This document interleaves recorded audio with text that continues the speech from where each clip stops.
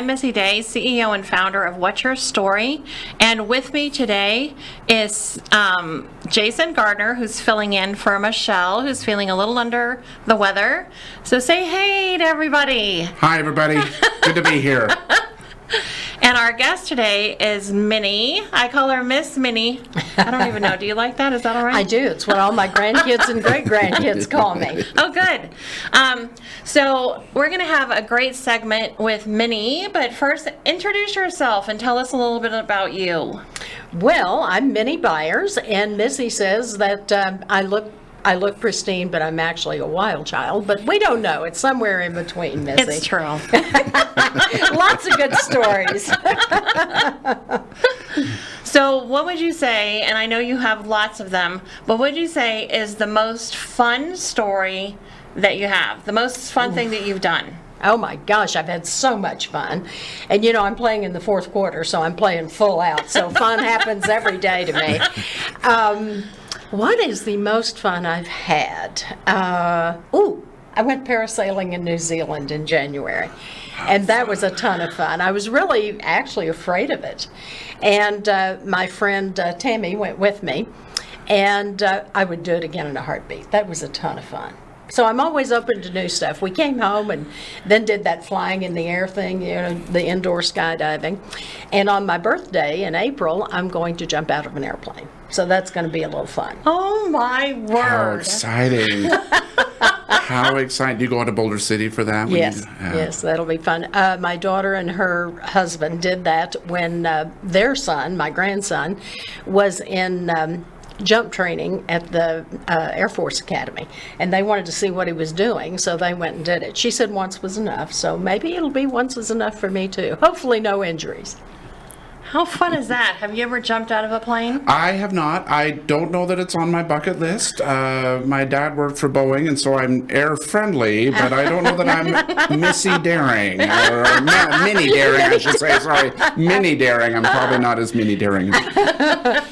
But I'll go out there and watch. I'll go with binoculars so we can cheer you on. And you'll have 911 and we'll have 911, yeah. Okay, good. So what is the secret to the energy and the passion and the joie de vivre, the living life to its fullest? You've got such amazing energy.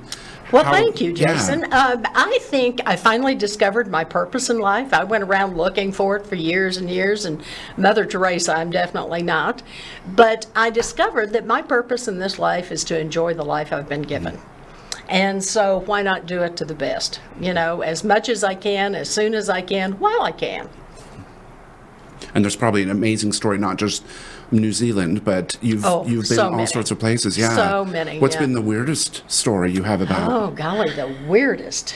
I really can't tell you that because Fair enough. Well, there have definitely been some circumstances, and my guardian angels get worked overtime. You know, God love them. So, Minnie, so I met you because of Jane. Right. And so what made you want to join the Academy?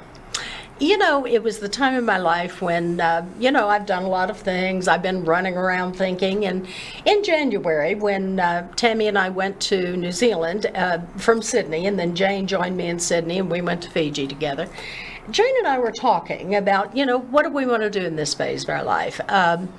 Both of us had lost our husbands a considerable time ago, and it was like, who are we now? What do we do now? So when Jane brought to me the fact that you were doing a Speakers Bureau, I thought, wow, that sounds fun. You know, I haven't done that yet, and I have a big mouth. I talk a lot, so I thought maybe that would be it. And then, Missy, you actually brought to me the idea of the unique life that I'd had and telling the story of that. Mm-hmm. You know about my crazy birth, and so much of my life has been outside the norm, if you will. So it's been fun. It's been a fun ride. Yeah, you have incredible stories. And, you know, the whole point of why I wanted to start What Your Story is a platform for storytellers is because of that fact that a lot of us go through life and they think, well, nobody wants to hear our story, my story, because why would they, right? To us, it's like no big deal. Right. But when I sit and listen to you, who you've traveled the world and done all these fun things, and you're still going and still relevant, you know, those are the things that people need to hear, right? You know, I know a lot of people that when they turned 65, they thought, oh, well, I need to sit down because my life is, who cares now? I'm 65. And that's not true, right? You know, I think aging is optional. I really, truly do. And I think all of us, I have a theory that all of us have a time in our life when either we like ourselves, we know ourselves, we accept ourselves, whatever it is. So I will never be 65 because I'm only 35 in my brain. And I tell the grandkids they're actually older than I am. But I will be celebrating my 75th birthday when I jump out of the plane. So that chronologically anyway. That's so cool. Yeah. That's the calendar number, but not the heart number, like you mentioned. You got that right. Yeah. Yeah. Yeah. And I love that you share your stories and how it can help energize other people to do the same, to say, it's not over at 65 or 60 or wherever they feel like the You know road what ends. I've found? I'm astonished when people are surprised because I figured that crazy old lady in the mirror is telling me how old I am. But why they think people at a certain age should slow down or should do things. I live in an age-qualified community, and I see people who sit and do nothing, and they just rot, literally. And I am determined to be that old woman that, you know, skids in sideways saying, whew, what a ride. So I'm always looking for new adventures. And I think that you had asked me what intrigued me about this. Perhaps there's something, maybe it's the joie de vivre, maybe it's just the stories, to encourage people that they can live their life on their own terms. Yes. And to help them to understand that you don't have a cutoff date, you know? Live while you're alive. I've recently had some illness in my family, and my advice to them was always live while you can. You know, we're all going to get out of this at some point in time, but while you're here, live it. Amen.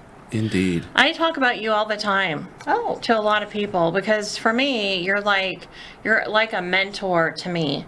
You know, that because all of the women in my family kind of just like checked out. You know what I mean? And just like, I'm old and I'm going to act old and be old and all those things. And I never wanted to be that. And so you're like my, you know, mentor. Like just go screaming into the 70s and your 80s. And good. Well, I'm counting on 100. But at 95, I'll reconsider my lifestyle, see if I want to slow down any, you know.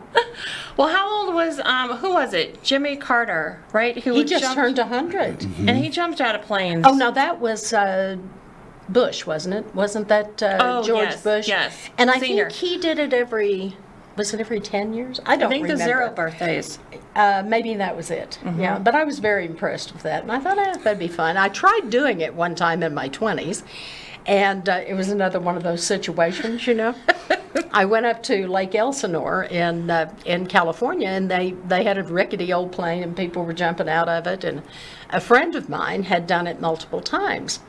So I'm standing, you know, just waiting outside for my jump call, and I heard this interesting voice behind me. And it sounded familiar, so I turned around, and I looked down. And it was a gentleman who you may have seen in some of the movies. He was a songwriter from Nebraska, had a unique little voice to him and did a lot of writing.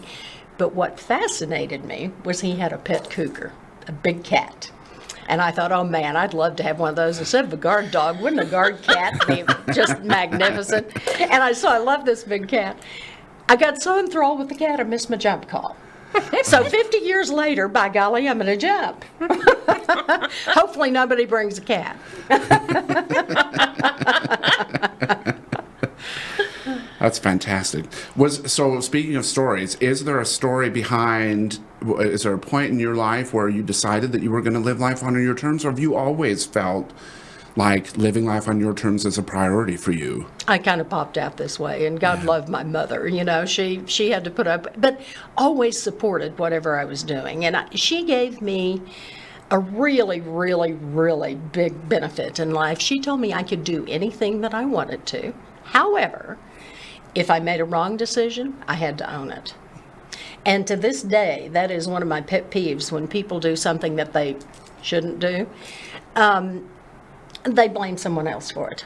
I wanted them to take responsibility for it. So I don't let anybody should on me. And therefore, I've just pretty much lived life on my own terms. When I found myself single in the world in my 20s, I knew that I wanted a lot out of life. In those days, women, for the most part, did not have the ability to make the money that a man to support us would. And I guess I kind of figured out early on a man wasn't a plan, that I was on my own, and I needed to do it. So I went to work doing what men did. The first thing I did was sell myself to Xerox and had to sign papers. I mean, today they'd be sued like crazy, for this sort of thing. And so I worked with them selling copiers and duplicators and had a lot of fun because they sent me to Sioux Falls, South Dakota, not exactly the mecca of the world, but it beat Omaha. And there was a little monk who did commercials for them. He was actually a Jewish actor, but he was dressed as a monk. And we got to travel around together until Xerox said, if you're going to go out drinking, maybe you should take the monk suit off. That was kind of fun. And then one day, my manager, my sales manager, called me, and Herb, who didn't know what to do with me from the get-go, and I said, well, just turn me loose and let me do my thing. And he said, congratulations. And I said, oh, no, where to? He said, Minot, North Dakota. And I said, no, I'm not going to Minot. He said, well, if you turn down this promotion, it'll end your career with Xerox. I said, great, put me on leave of absence or fire me, because I'm either going back to Texas or to Southern California. And that's how I wound up in Southern California.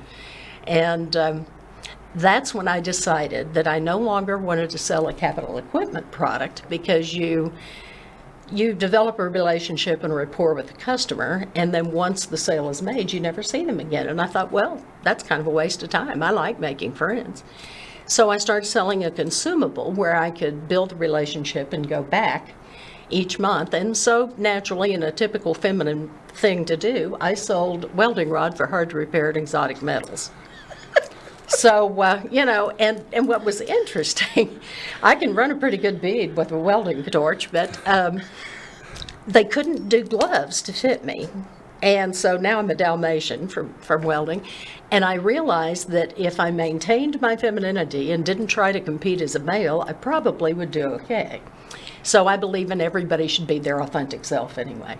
So I would weld in black cotton velvet because it would not burn, heels, and support stockings because they'd only have a little pinprick of a hole. So a bare-fisted young blonde went bouncing in black velvet, and I only had to weld once. They believed me.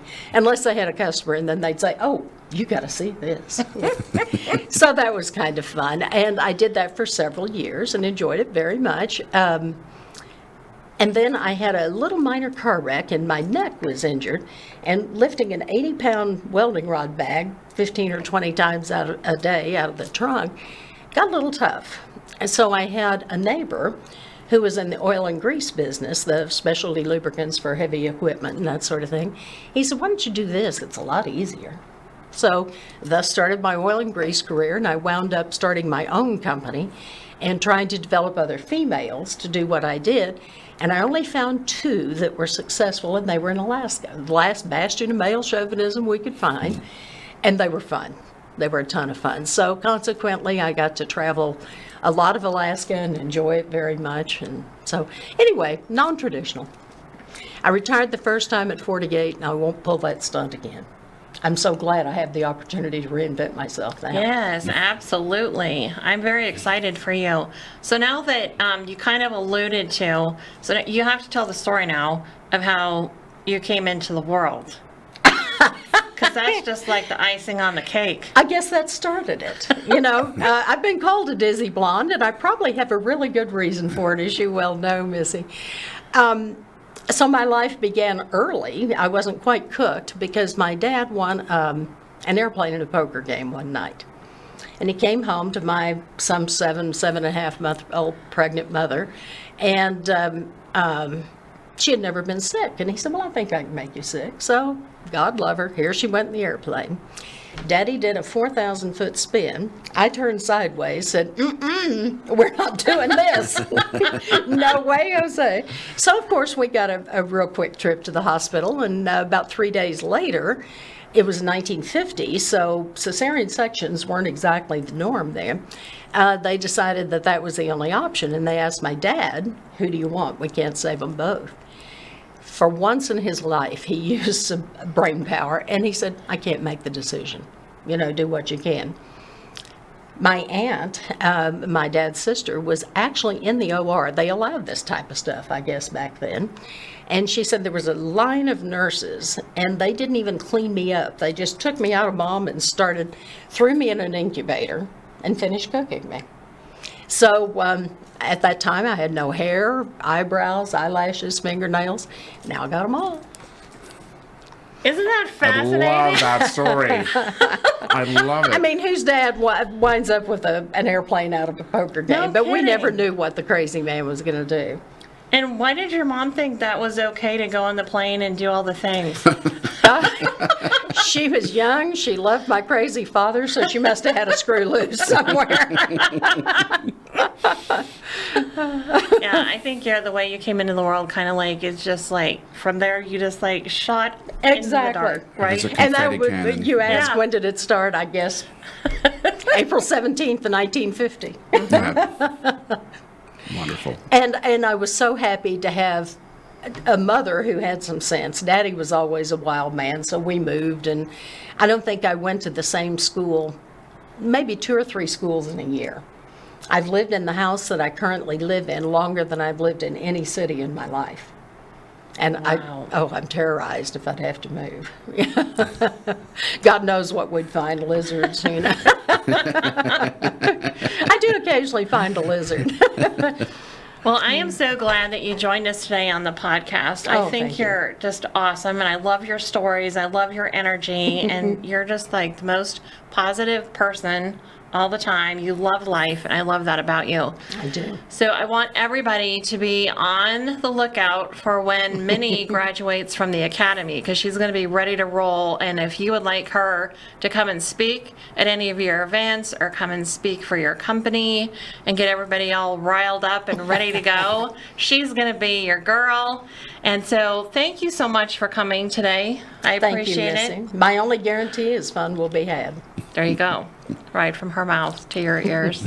And thank you, Jason, for being my partner today on the podcast. My pleasure. Always a pleasure to work with you. Thank you. And we will see you for the next segment.